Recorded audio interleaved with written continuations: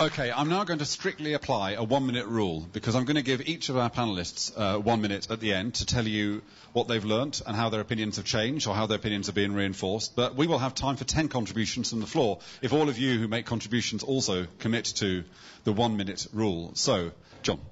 Thanks. It strikes you, I think, it struck me listening to this, especially Dominic and to some extent Tom, that what you're presupposing, indeed what this openness does presuppose, is a benign state.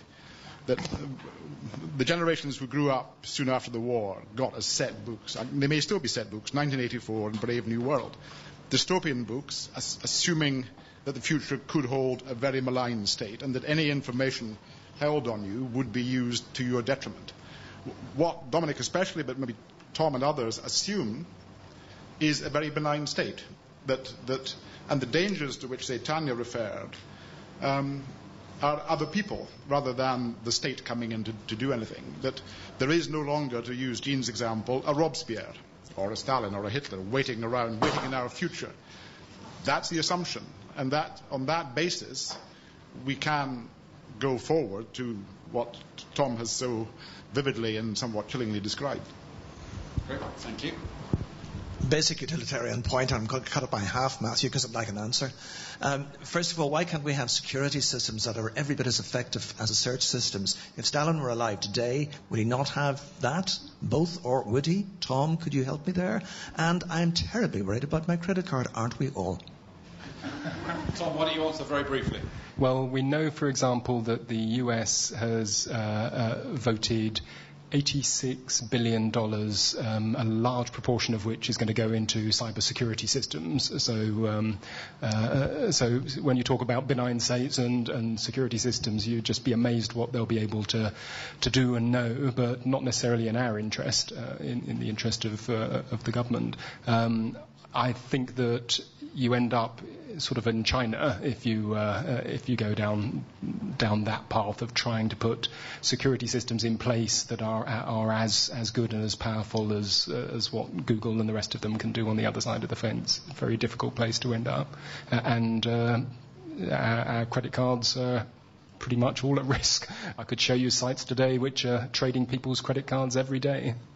My name is James Michael. I edit Privacy Laws and Business International. Most of the conversation has been about what I would call horizontal privacy, that is, what private individuals put out about themselves voluntarily to the general public. I think we should be more concerned about information and privacy as a reflex of power, that those who exercise power have a reflex to secrecy, and they want to know as much as possible about those who do not have power. And I think that the Freedom of Information Act and the Data Protection Act, flawed as they are first steps in the direction towards redressing this. And to paraphrase the U.S. Supreme Court about power, government often wants more information about other people than a good man should want or a bad man should have.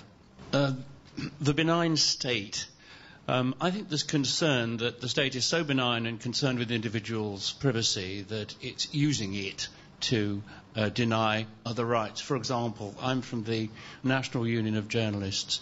Photographers are always being stopped from taking pictures in the street by police on the grounds that they are invading the privacy of individuals who come into the picture. In the old days, it would have been they just thumped photographers because they didn't like what the police were doing. We now have photographers actually being told that to take a photograph of a policeman in a public place is an invitation to terrorism and is making the police officers whose pictures appear in print as if it didn't in the real world, likely to terrorism. There's a danger that's similar to the invocation against terrorism. An invocation on behalf of people's privacy is quite a dangerous thing in the hands of the state. Thank you. Who's next? I definitely agree with that. I think that, as I was saying, we're on a learning curve. We're at the beginning of this in many ways. I mean, Twitter still only has something like 1 million users worldwide, so that's a lot, but it's not that much. And in many ways, you're more at risk at the beginning of this learning curve in some respects because you're on your own.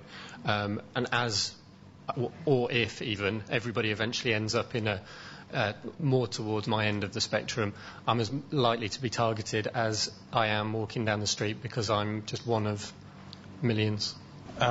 As I've been listening, I'm just trying to form perhaps a generational response to the panel. And as a Y generation, I'll try and give some explanation perhaps of the online. I wonder whether our online behaviour as a generation is actually a search or a quest for our identity in today's world. And that our generation does it by experience, and that experience is played out online.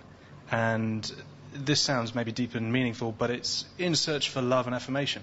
And that actually the responses that we get to our posts, the responses that we get to the information that we post out there, give us that credibility and give us that love and affirmation. I am a primary school teacher and responsible for teaching and the teaching and learning of ICT in my primary school. And in the wake of Tanya's report, we feel that it's important as teachers that we try and educate parents into the dangers or just the issues that might be with online safety, as well as the children themselves. And it's going to become an aspect of children's education. It is going to become, they are going to learn at school about the dangers that there are online, through mobiles, through all the social networking sites.